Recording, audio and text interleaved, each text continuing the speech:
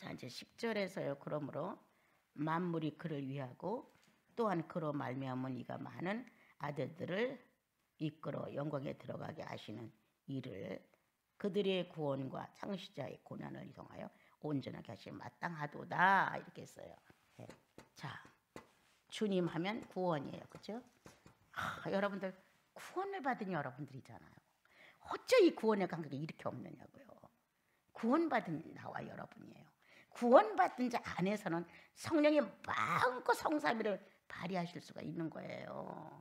적어도 내 수준 이상을 넘을 수 있을 만큼. 그런데 우리는 이 구원에 대해서 관심이 없는 거예요. 그냥 천국은 자연적 갈 수 있다고만 생각을 하고 더 이상의 자기 자신을 천국하지 않아요. 이게 큰 문제라는 거예요. 예. 만물이 주님을 위하고, 그죠? 만물이 주님을 위해서 모든 만물이 그로 말미암아 다시 나온 거예요. 그럼 모든 창조물은 자, 누구로 인하여? 하나님으로 인하여. 그 중에서 성자 예수로 말미암아 누구를 위해서? 예수님을 위해서 이렇게 된 거예요. 예수님을 위해서, 예수님을 근거로 하여 바깥으로 출생했느니라. 그래서 만물 중에 나를 찾기 위해서 만물의 한 사람으로 등장했다 이 말이에요. 만물 중에 한 사람으로.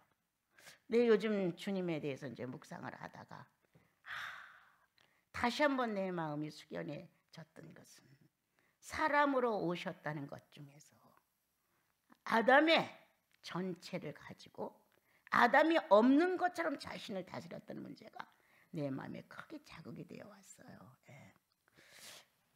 내가 죄인이었는데 예수 믿었단 말이에요. 그럼 내 안에는 성령의 본능이 들어왔는데 나는 아직도 지난날 아담의 본성 이것을 사용할 수 있는 기회가 오게 되면 쫙 엿본단 말이에요. 곁눈질하면서 아담의 본성을 좀 사용해 볼까? 이런 거. 아담의 본능을 좀 사용해 볼까? 이런 게 내 속에서 움직인다는 거예요. 그렇지만 내가 이 정도 의식을 했다면 해서는 안 돼. 그럴 때 주님을 위하여 나는 그분을 위하여 그분으로 인해 출생한 사람이니까 그분이 싫다는 건 하지 말자요. 그래서 여기에서도 우리는 예수님이라는 창조물인데 누구를 위하여 창조됐냐? 예수님을 위하여. 예수님을 위해서 창조가 돼서 물질계를 같이 지금 공유하는 거예요. 예수님도 육체로 실물적으로 와서 사람이었고 우리도 사람으로 왔어요. 그래서 같은 현실을 공유하는 거야. 어떻게? 창조물처럼. 창조물인 것처럼 주님이. 창조물이 아닌데도 불구하고. 그래서 우리들의 전부는 지금 누구 거냐? 여기는 창시자라고 나서 그렇죠? 우리의 구원의 창조자, 창시자 이렇게 나왔어요. 그냥 구원주 하면 더 좋겠어요. 이렇게 된 것은 만물 중에 하나이기 때문에 만물 중에 하나로 와서 만물을 구원해낸다는 거예요. 그분이. 그런데 뭐가 다르냐? 이 창시자가 만물을 살려내기 위해서 대가를 치루었는데 그것이 고난이었다는 거예요. 이거 하나를 찾아가기 위해서 이 소유를 내 거로 하나님 걸로 바꾸기 위해서 대가를 치루었는데 그게 고난이었다. 다른 말로 하면 자신 부인이었다. 이거야. 자신을 부인했다는 거예요. 그래서 고난을 받아야만 했어. 자신을 부인해야 돼요. 자, 지난번에 설명했더니 그럼 왜 그렇게 되냐? 자기가 하나님이 아니라 성부가 하나님이시기에 성부를 위하여 자기의 존재를 부인했다는 거예요. 창조는 누가 했어요? 하나님이 하셨어요. 창조의 전체적인 근본은 하나님이신 거예요. 이분을 인정하기 위해서, 이분을 드러내기 위해서, 이분이 확실하다고 증명해 주기 위해서 주님은 자기 자신을 부인했다는 거예요. 이것이 고난이었다는 거예요. 자기 자신도 하나님이시고 성삼위의 일부이시고 똑같이. 그런데 불구하고 나는 아닙니다 라고 자기를 부인했다는 거예요. 창조주 성부를 높이기 위해서. 자, 이런 거를 배우게 되면 나와 여러분 어때요? 나는 얼마나 많이 긍정하냐. 나를 부인해야 되는데 이 나 사실 너무나 긍정하기 때문에 예수를 위한 자가 되지 않는다. 지금 나는 하나님을 위한 자가 됐고 예수님은 하나님을 위한 자가 됐고 우리를 위한 자가 됐어요. 예. 이렇게 상대를 위해서 위한 자로 주님은 일을 하셨는데 난 아직도 안 된다는 거예요. 그럼 이런 걸 배우면서 나는 이런 문제점이 있구나. 주님은 창조의 근원을 부인하지 않고 세우기 위해서 자신을 부인했다. 그것이 고난이었다. 예. 모든 피조물 앞에서 죄인의 한 사람으로 자기를 부인하고 하나님을 높였다. 많은 피조물 앞에서 당당한 하나님의 아들이 버림을 받고 저주를 받으면서 그들의 희롱과 정말 그들의 비아냥거림과 그들의 버림을 서슴지 않고 다 받아냈다. 그거를 고난이라고 썼지만 우리들은 지금 고난이라고 배우지만 예수 그리스도는 그냥 자신 부인이다. 하나님을 높이고자 성부를 드러내고자 창조주가 실제 인물이라고 증명하고 싶었다는 거예요. 예수의 본능. 하나님은 실제로 있습니다를 증명하고 싶었던 거예요. 육체로 와서 육체들에게 증명하고 싶었던 거예요. 그래서 그 많은 어려움을 다 받아내셨다라고 기록하신 거예요. 예. 자, 그러면 우리도 똑같이 뭐가 고난이냐? 가난해서, 병들어서, 불행해서 이런 물질적 불행이 아니라는 거예요. 이게 예. 상대를 높이고 나를 부인하는 것, 상대를 긍정하고 나를 빼내는 것, 상대가 축복이면 나는 저주가 될 수 있는 것, 이게 고난이라는 거예요. 물질의 행복, 불행, 물질들이 겪는 그런 게 아니라는 거예요. 보이지 않는 세계에 보이는 것처럼 실존을 드러내주는 거예요. 보이지 않는 세계에 실존을 보이는 세계에서 인정해주는 게 그게 엄청난 고난이라는 거예요, 여러분. 그런데 우리는 물질계에서 살고 물질이니까 물질의 불행과 행복의 차원을 놓고 늘 말을 하는 거예요. 그런데 주님을 위하여 나 자신을 부인했다? 순교를 한다고 합시다. 지금 우리들이 볼 때는 모진 순교, 그 고난을 받고 예수님을 인정해서 우린 이렇게 말하는 거예요. 그런데 본인은 나사렛 예수를 증명하고 싶은 거예요. 고난이라고 생각지 않는 거예요. 나는 없어질지라도 나사렛 예수는 실제 인물입니다고 증명하고 싶은 거예요. 그게 예수 그리스도를 사랑했던 많은 성도들의 순교의 모습이에요. 나는 죽을지언정, 나는 없어진다 할지라도 나사렛 예수만은 현실이었음을 나는 증명하고 싶습니다. 이런 뜻이에요. 그게 고난이에요. 나 부인. 그리고 예수님을 세워드리는 것. 예수님은 자신을 부인하고 하나님을 세워드린 것. 그게 고난인 거예요. 그래서 어떤 것이냐? 자, 본능 정복이다. 네. 뭐가 고난이냐? 본능을 정복하는 것이다. 하나님을 거역하는 본능을 정복하는 것이다. 이렇게 배우는 여러분들이 현실에서 웬만한 건 좀 정복을 해야지. 주님을 위해서 나를 좀 버려야지. 일일이 다 갖고 예수 믿으려면 어떻게 믿어? 자기가 원하는 건 다 취하면서 예수 믿으려고 하면 어떻게 믿어지느냐고. 구원은 받았으니까 천국은 가지. 그러나 아까 말한 대로 영의 삼의 의식권을 터득도 못하고 죽죠. 터득도 못하고 죽어요. 예. 그래서 본능 정복, 이것이 고난이라는 것이다. 물질로 일한 행복과 불행의 수준이 아니다.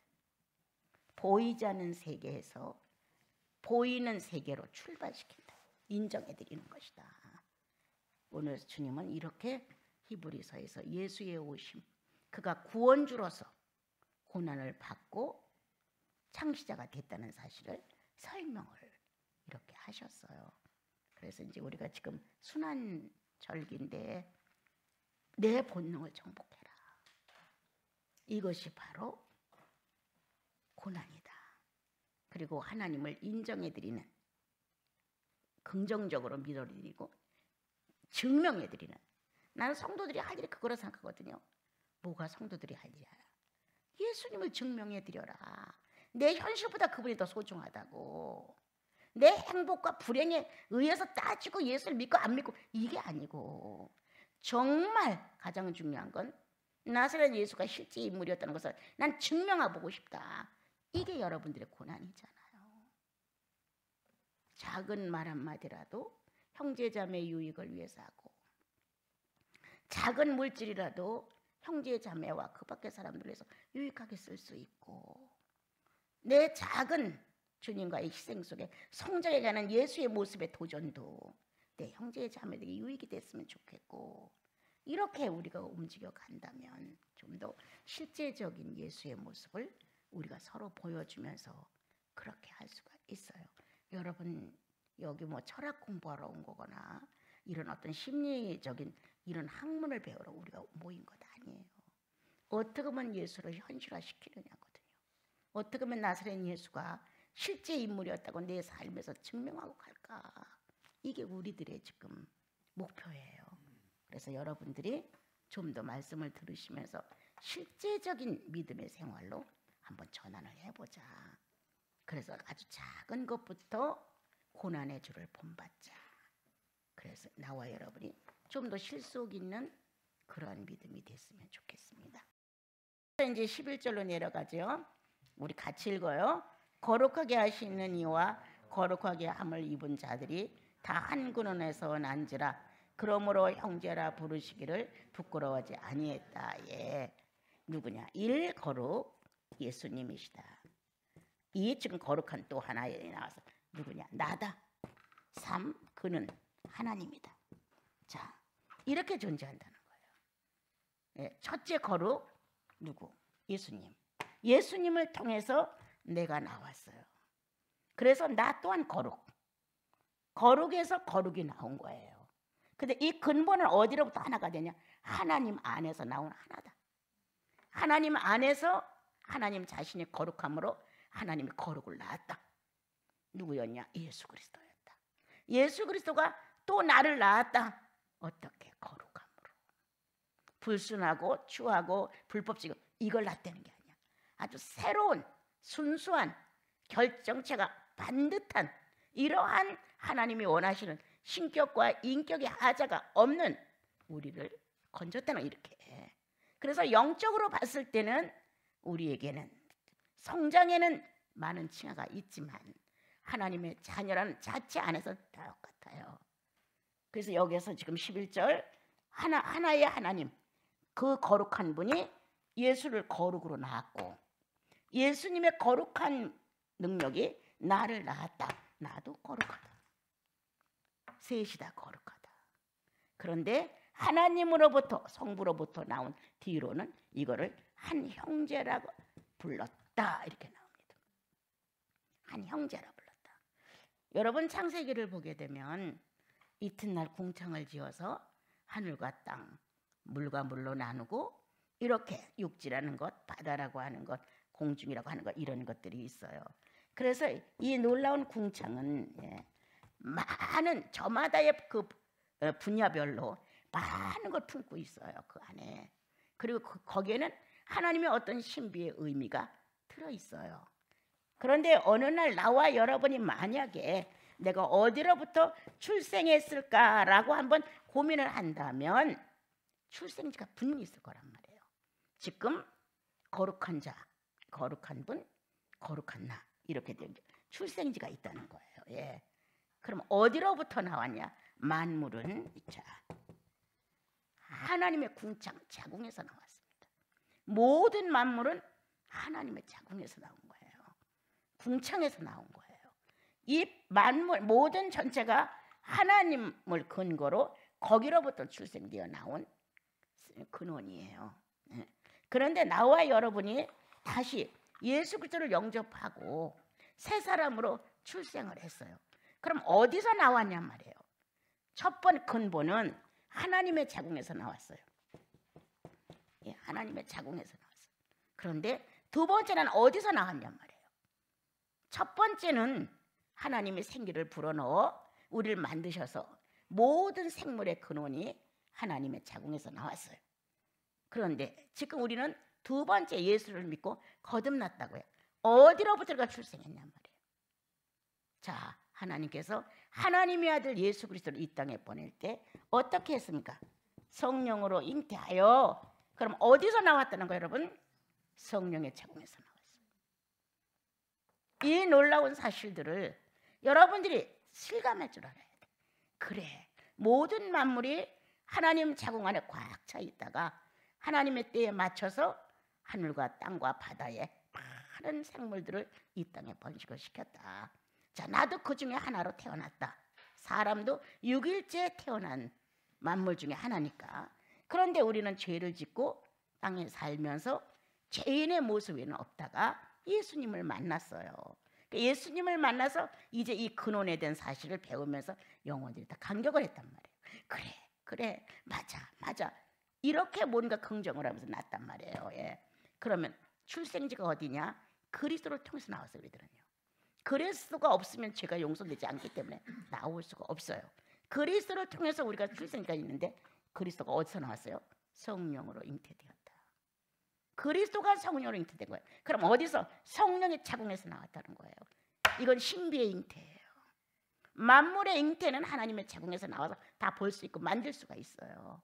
그런데 성령의 잉태 속에서 나온 예수 그리스도의 내면은 신비예요. 누구도 이걸 다 이해할 수 없는 거예요. 그럼 나도 그리스도의 출생지에서 나도 나왔다는 거예요. 어디서? 성령의 자궁 안에서. 분명해야 돼요. 이런 사실을 우리가 안고 그러면 그렇게 성령으로 잉태됐는데 성령의 자궁에서 우리 나와 여러분들이 출생을 했어. 그런데 하나님의 신성의 권위에 1, 2, 3, 삼위일체 중에 하나가 거룩이에요. 거룩. 엄청난 거예요. 이 거룩을 바탕으로 끌어냈다는 거예요. 그래서 순수물질이라고 늘 내가 말해요. 섞일 수 없다. 사입될 수 없다. 어떤 것도 혼합될 수 없다. 어떤 것도 혼선될 수 없다는 거예요. 예수 믿으면 확실한 거기 때문에. 그래서 우리들이 주님 나라 갈 때에도 확실하게 근거가 틀리는 거예요. 반듯하게 예수 그리스도를 통해서 가는 사람들, 그냥 죽는 사람들 다 틀리다는 거예요. 여기에서 신성의 권위 어디로부터 출생했다고? 거룩으로. 거룩을 바탕으로 태어난 거예요. 그러므로 나와 여러분은 예수 그리스도가 순수 물질로 하나님의 거룩성을 몽땅 가지고 태어나오셨듯이 우리도 거듭날 때에는 순수 물질 거룩으로 그대로 출생한다. 그래서 나와 여러분은 거룩에 위반되는 것은 싫다. 당연히 싫어야 되는 거예요. 예. 예수 그리스도는 거룩에 반대되는 행동을 하나도 안 하셨어요. 그대로. 근데 우리는 이 본질상 진노의 자녀가 가지고 있는 기질들이 너무나 사나워서 이런 거룩의 순수성과 권위에 대하여 그렇게 안타까워하지도 않아요. 자기가 오만한 자와 섞여 살면서도 오만한 자와 지금 같이 있는지 그것도 몰라요. 죄인과 더불어 노닥거리면서 내가 죄인가 있는지도 몰라요, 여러분. 이러니까 안타까운 거예요. 그러면 소리친다. 뭐가? 거룩이. 이질 물질이라고 소리친다. 숱한 병균이라고 소리친다. 그래서 나와 여러분에는 이 거룩, 하나님의 거룩한 이 본질이 죄를 막는 일을 한다고 주기도문에서 가르쳐 주었어요. 죄를 막는 일을 하기 때문에 잘못을 저지르면 아우 주님 잘못했습니다 라는 고백이 안 나오면 안 돼. 저절로 나와. 괴로워서라도. 또 성령을 거스리고 어떤 일을 하고 나면 정말 모든 게 다 안 되는 것 같은 느낌이야. 암담에 막힌 것 같아. 그래서 회개를 하지 않으면 안 되는 거예요. 그럼 내가 자원해서 회개를 하느냐? 아니. 성령에 반응하는 거예요. 이질 물질이라고. 하나님의 자녀에겐 맞지 않아. 그런데 거짓말을 아주 일삼는 사람들이 있어. 아직도는 이해가 안 되는 거예요. 이런 게 어떻게 거듭나는데 한두 번이나 한번 몰라도 그렇게 유능하게 거짓말을 할 수가 있겠냐. 어떻게 그렇게 한두 번은 몰라도 그렇게 약삭빠른 계산을 해서 자기 유익만 취할 수가 있겠느냐. 어떻게 그렇게 자기 자신은 유익하고 좋아하고 많은 걸 얻으려고. 남에 대해서는 그렇지 않은 거예요. 아주 뻔뻔스럽고 우리가 그렇잖아요. 이 거룩한 하나님의 거룩한 속성에 대해 우리가 무지하기 때문에 그런 거예요. 그러니까 자꾸 이렇게 사는 사람을 보게 되면 과연 거듭났어? 정말 예수의 영이 있는 거야? 이런 마음이 왜 안 들어가요? 예? 예수의 영은 이렇게 할 수 없는 거거든요, 여러분. 그래서 오늘 다시 한번 돌아보자. 예수 그리스도로 내가 출생했다. 성령의 책에서 자신 있게 나왔다. 그리스도가 성령으로 잉태되신 것처럼 나도 성령으로 잉태됐다. 그래서 나와 여러분은 이제 바뀌었다. 혈통이 뭘로? 거룩한 혈통으로 바뀌었어. 혈통이 바뀌었어. 그래서 거룩한 혈통은 불결하고 불순하고 불의하고 이러한 것을 용납해 줄 수 없다는 거예요. 자연적 발생이라고 나는 생각해요. 나는 각자의 영혼이 안다는 거예요. 길을 가다 못된 나쁜 생각을 한 번 했어도 성령은 아신다는 거예요. 성령은 내 안에다 불쾌해. 불쾌하다는 의미를 전달한다는 거예요. 예. 성도들의 어떤 사건들 나와 관계 전혀 없어도 얘기를 들으면 참 기분 나쁘다 그거 이런 것 나와 전혀 관계 없는데 진리를 거스리고 성령을 외면하는 짓을 하게 되면 엄청 불쾌해요. 엄청 불쾌해요. 밥맛이 없을 정도로 불쾌해요. 왜? 나와 여러분 안에는 거룩한 유전자가 존재한다. 거룩한 속성이 활동한다. 우리는 거룩한 존재들이다. 스스로 말하십시오. 나는 거룩한 사람. 나는 거룩한 잉태를 했고 거룩한 유전자를 가지고 있어. 거룩에 반대되는 행동을 함부로 해서는 결코 안 돼. 어릴 때는 어려서 나를 많이 주님이 봐줬지만 성장해 갈수록 거룩한 성장을 요구하지 불법의 성장을 요구하지는 않는다는 거예요. 네. 그래서 여기서 이게 지금 11절의 내용이에요. 하나에서 나왔다. 어디? 하나님에게서. 예수님이 거룩하고 나도 거룩하다. 우리는 거룩한 출생을 했고 거룩한 유전자가 존재해서 거룩한 속성을 좋아한다는 거예요. 네. 그래서 나는 내가 여러분들 늘 말하잖아. 자주 고백해라. 주님 앞에 제발 좀. 이성적일지라도 옳고 그름 정도는 분별해야 되지 않겠어요? 아, 옳지 않았어. 이건 무도했어. 이건 무례한 짓이야. 이건 성도로서 아니야. 인간 보통 예수 안 믿는 사람은 이럴 수 있지만 성도는 이렇게 할 수 없어 라는 분별력 정도는 가지고 고백을 해야 되지 않겠어요? 예. 정말 거듭난 사람으로서 이성을 바로 갖고 판단한다면 자기를 알아요. 여러분. 피해가지 못해요. 얼마나 그 속에 다른 마음이 들었는지 안다는 거예요. 왜 고백을 하지 않느냐? 고백을 하다 보면 회개는 성령이 시켜요. 회개는 내 이성으로 해놓은 거예요. 내 감각으로 해요. 옳고 그름 정도 판단의 분별력을 주님이 주셨으니까 이거는 나 스스로 하지만 회개는 안 되는 거예요. 성령이 알게 해요. 이 사랑에 냉정했던 이 가슴이 어느 날 주님 앞에 고백을 한단 말이에요. 주님, 내가 정말 아직도 무정하고 무자비한 마음이 그리고 잔인한 마음이 너무 많아요. 조금 이렇게 하면 더 사랑이 풍부해졌을 텐데 이런 고백을 하다 보면서 나의 잘못된 부분을 고백을 하다 보면 성령이 회개를 시키는 거예요. 너의 주는 그렇게 아니하셨느니라. 너의 주는. 나의 주님은 그렇게 안 했다는 거예요. 그게 가슴 속에서 밀려 나오는 거예요. 이 바깥에서 들어가는 게 아니라 안에서 밀려 나와요. 힘있게 이렇게 밀려 나와요. 그럼 나도 모르게 긍정하는 거예요. 주님, 그렇습니다. 내가 그러한 죄인의 행동을 서슴지 않고 했습니다.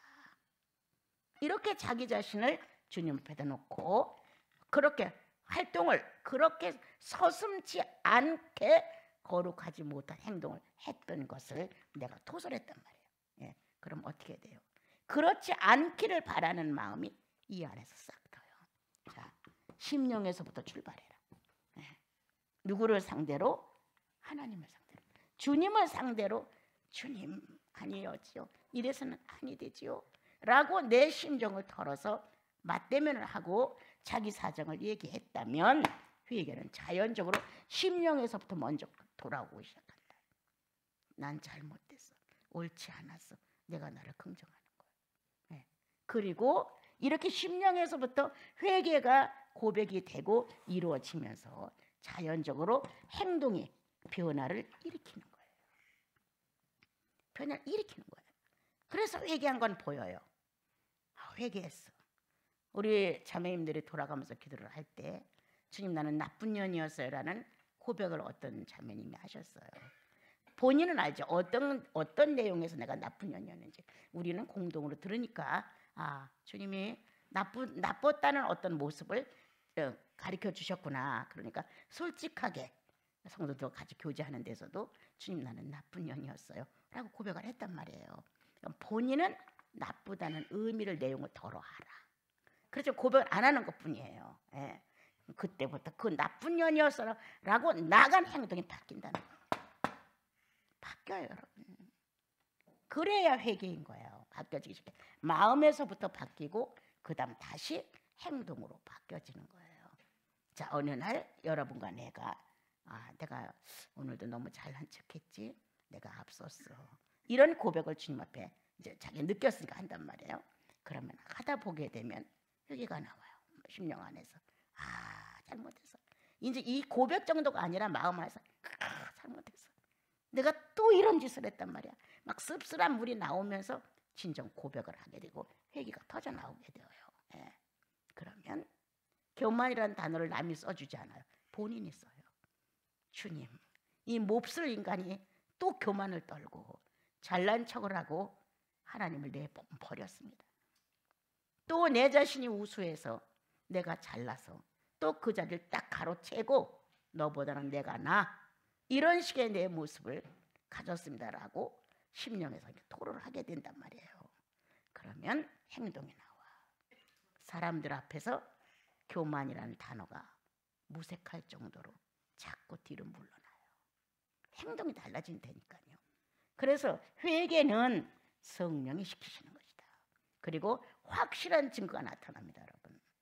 그냥 말로 또 뭐 잘못하고 미안하고 안 됐고 이거 갖고 안 되는 거예요, 여러분. 그러면 우리는 그리스도의 모습으로 변형되지 않는다. 그리고 이 교만이 무너지기 시작을 하면 자기가 정말 존재 가치가 없어지는 것 같은 거예요. 나서야 되지, 아는 척 해야지, 자기가 해결해야지, 자기가 뭐든지 저 사람보다는 우수하다고 생각을 했는데 이 자리가 없어지는 거예요. 그래서 교만이 무너져 내리는 데에서 아픔이 있는 거예요. 네, 자신도 모르게 내 실제의 존재가 뭔가, 내가 이러고 살아야 되나? 잘난 척하고 살 땐 남이 상처를 받고 아파해도 관심이 없었어. 그런데 이제 잘난 척을 안 하고 교만해서 내가 무너져 내리니까 상대 속에서 나라는 존재는 형편없는 존재가 되는 거예요. 아픔이다. 정말 그리스도를 인정하는 고난이에요, 여러분. 그럼을 통해서 나오는 게 뭐냐? 겸손, 낮아짐, 상대를 먼저 생각하는 것, 나보다 더 좋은 점이 있음을 높여주는 것, 인정해주는 것, 이런 겸손의 어떤 의미가 자리 잡기 시작해요. 그래서 제일 먼저 나는 여러분에게 말해, 억양이 틀리다. 억양이 틀려요. 감정을 안고 나오는 억양이 달라져요. 또한 얼굴 낯빛이 틀려. 안색이 틀려져요. 교만스러운 얼굴 보면 알잖아요. 잘난 척하는 얼굴 보면 알잖아요. 안색이 틀리는 거예요. 그리고 눈빛이 틀려요. 순한 눈빛, 착한 눈빛, 상대에게 뭔가 의미를 전달하는 감동적인 눈빛, 이게 안 되는 거예요. 그런데 내가 교만해서 떠나 겸손해지게 되면 이게 틀린 거예요. 시선에 대하여 자신감이 있는 거예요. 난 너에 대해 속이지 않아. 난 너에 대해 가식하지 않아. 있는 그대로 날 쳐다보면서 말해. 이렇게 서로의 시선이 외면하지 않는다는 거예요.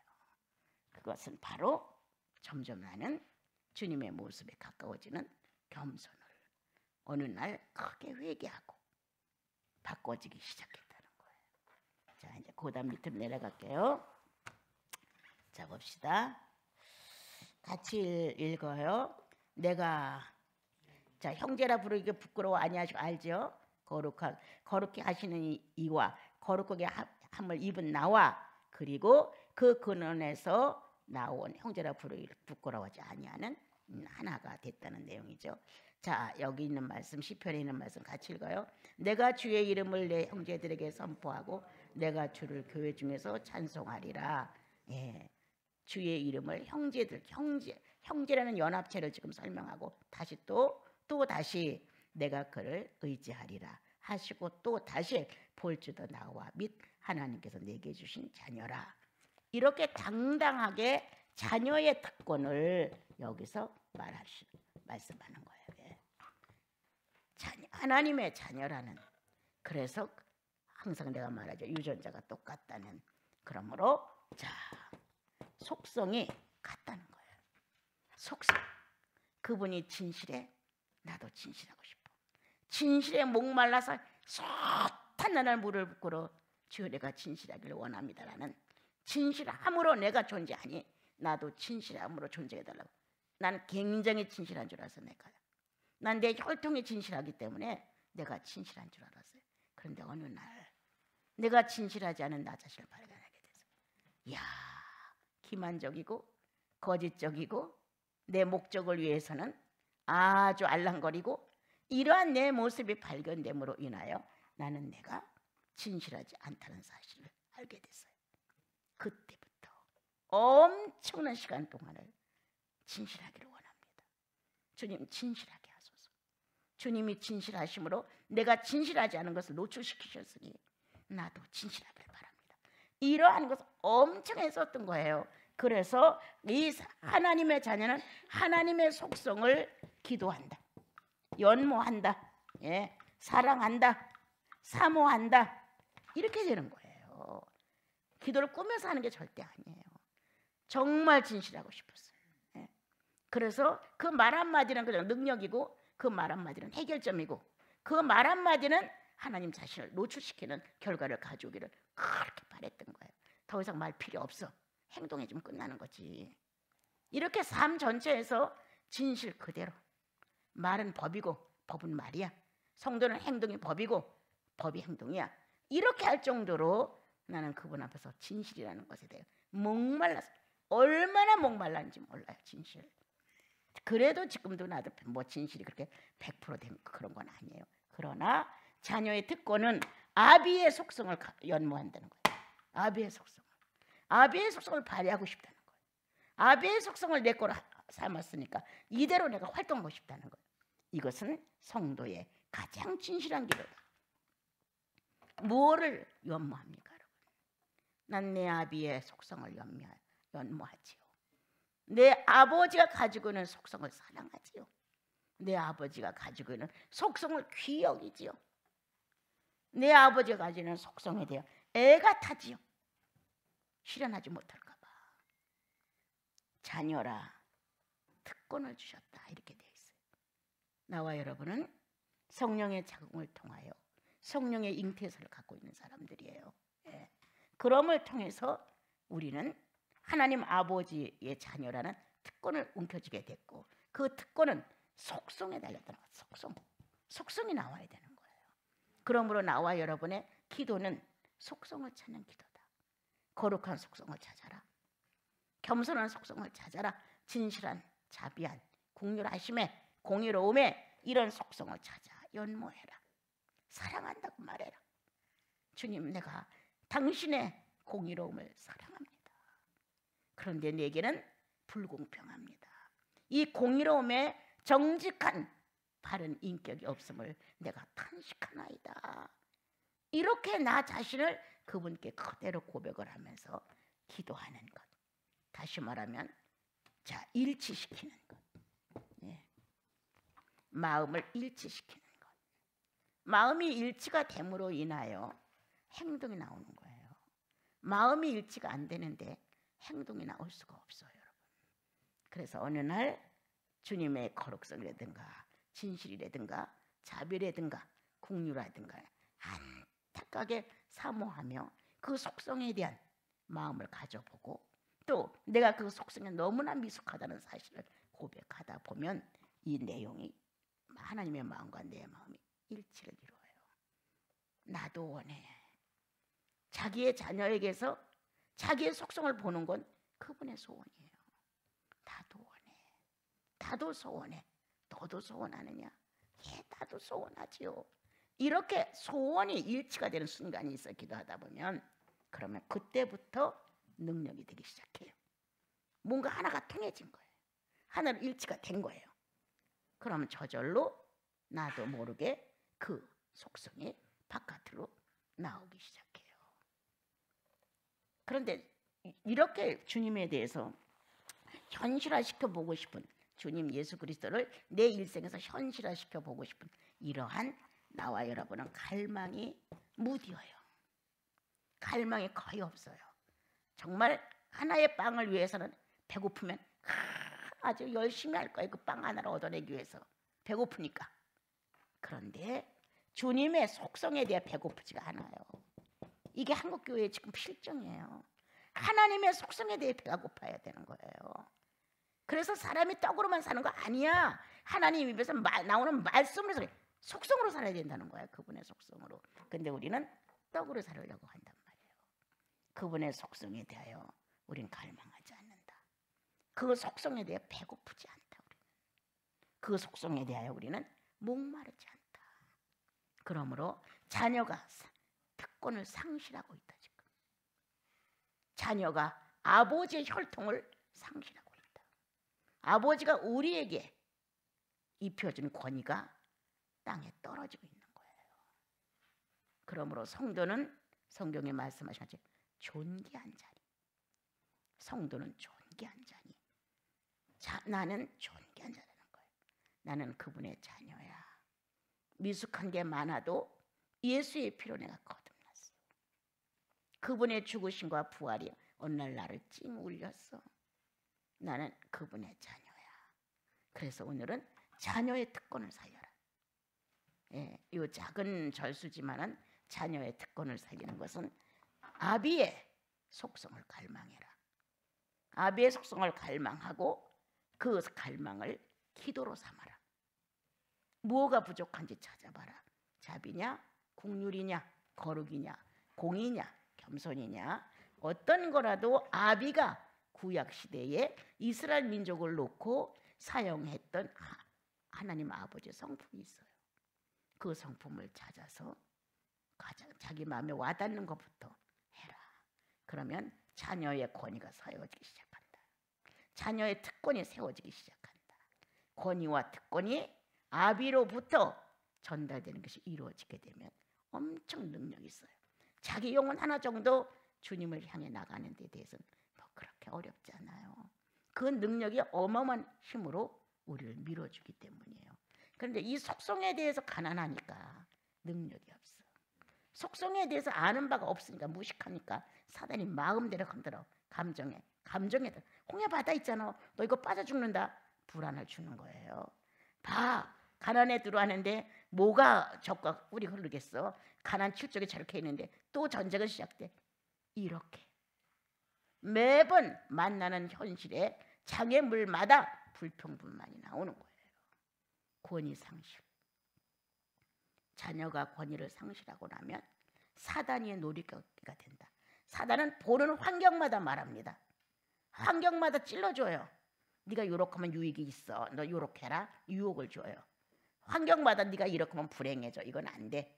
이렇게 우리를 갖고 놀아요.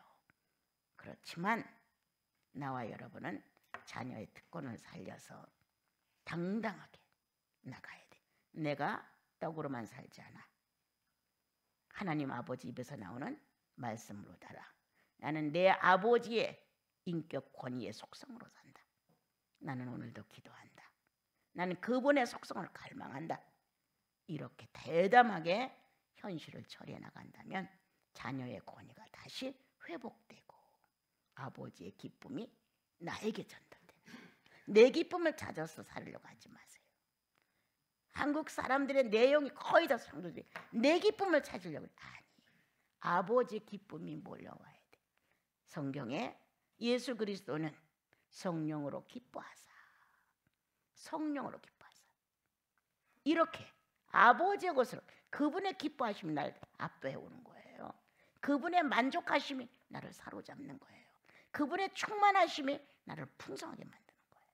그런데 우리는 내가 풍성해야 되고 내가 충만해야 되고 내가 뭐가 있어야 되고 이런 식으로 착각하고 있는 거예요. 아니, 아버지의 부가 내 부예요. 아버지의 충만이 내 충만이에요, 여러분들. 그래서 오늘도 자녀의 권위를 회복하고자 여러분들이 마음을 잡수신다면 성령은 기쁘심으로 나와 여러분을 인도해